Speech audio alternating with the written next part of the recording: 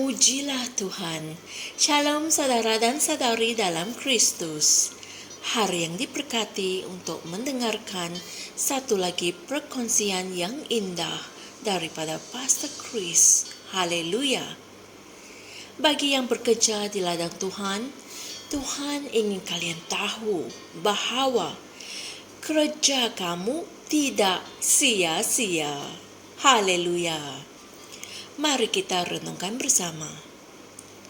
Ayat Injil pembukaan pada hari ini dipetik dari Ibrani 6 ayat 10 yang berbunyi, sebab Allah bukannya tidak adil, sehingga dia melupakan pekerjaanmu dan kasihmu yang telah kamu tunjukkan kepadanya, dengan terus melayani orang kudus sampai sekarang.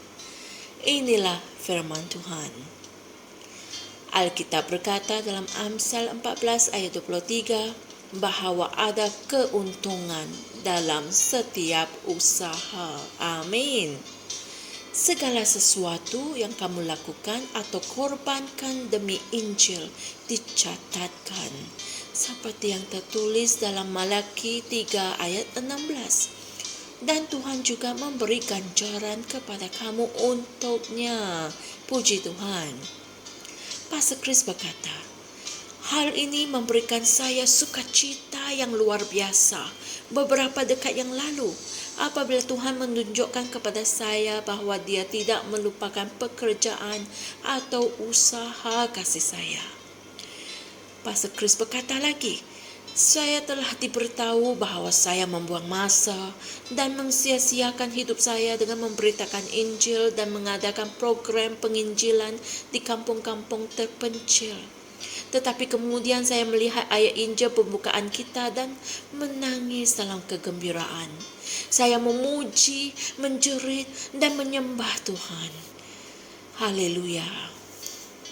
Ada kalanya apabila kamu melakukan pekerjaan Tuhan dan kamu berasa seakan-akan dianiayai dari segala sudut, dan ia seolah-olah membuang masamu dan mensia-siakan hidupmu. Pada masa seperti itu, ingatlah sentiasa bahawa Tuhan tidak pernah melupakan pekerjaan dan usaha kasih-Mu itu. Haleluya. Dia akan memberi ganjaran kepada kamu untuk semua perkara yang kamu lakukan dan yang telah kamu lakukan dalam penyebaran Injil. Dia akan memberikan kamu ganjaran untuk semua doamu bagi jiwa diselamatkan, untuk sumbangan kewanganmu dalam penyebaran Injil, untuk usaha penginjilanmu sendiri dalam memenangi jiwa kepada Kristus, dan untuk semua pengorbananmu. Puji Tuhan. Ingatlah kata-kata Yesus dalam Markus 10 ayat 29 hingga 30.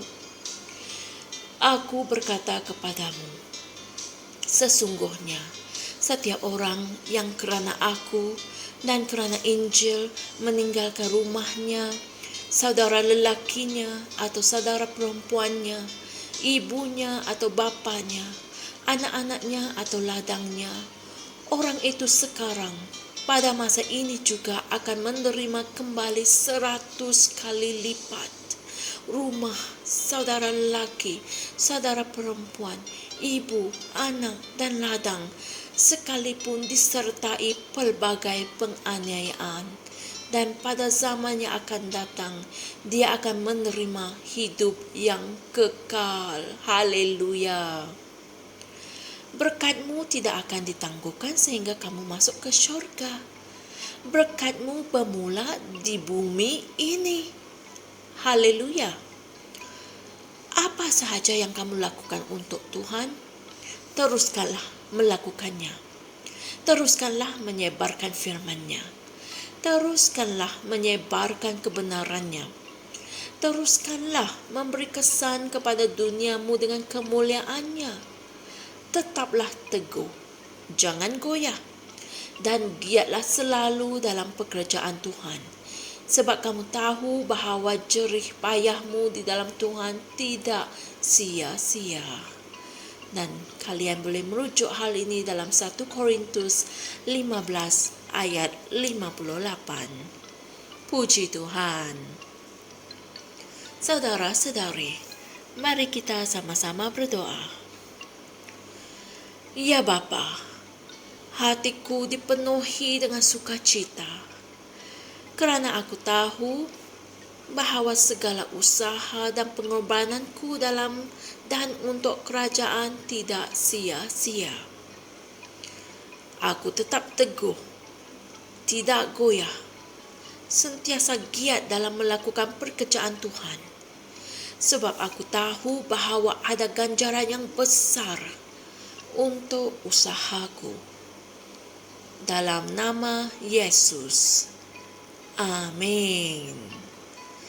Haleluya. Saudara-saudari, berikut adalah renungan tambahan untuk kalian renungkan, yaitu dari Wahyu 22 ayat 12, Kolose 3 ayat 23 hingga 24, dan Yesaya 40 ayat 10. Puji Tuhan. Kami pasti mesej pada hari ini telah memberkati kalian semua. Ketahuilah bahawa segala usaha dan pengorbananmu di dalam dan untuk kerajaan tidak sia-sia. Alkitab mengatakan bahawa ada ganjaran yang besar menantimu. Malah, apabila kamu bertemu dengan guru suatu hari nanti, dia sendiri akan berkata, "Syabas, wahai hambaku yang baik dan setia." Haleluya. Teruskanlah giat melakukan pekerjaan Tuhan. Puji Tuhan. Jumpa lagi esok dan Tuhan berkati. Shalom. Kami percaya saudara-saudari semua telah diberkati dengan perkongsian firman dari Rhapsody Reality. Bagi sesiapa yang ingin menjadikan Yesus Kristus sebagai Tuhan dalam kehidupanmu, kamu boleh mengucapkan doa ini bersama dengan saya. Ya Tuhan Allah, aku mempercayai Yesus Kristus, Anak Allah yang hidup dengan sepenuh hatiku. Aku percaya Dia telah mati untukku dan Allah telah membangkitkan Dia dari kematian. Aku percaya Dia hidup hari ini. Aku mengaku dengan mulutku bahawa Yesus Kristus adalah Tuhan dalam hidupku mulai dari hari ini. Melalui Dia dan di dalam nama-Nya, aku mempunyai kehidupan yang kekal. Aku telah dilahirkan semula. Terima kasih Allah kerana menyelamatkan jiwaku. Aku sekarang adalah anak Allah. Haleluya. Rhapsody, hidupku sempurna dengan Rhapsody.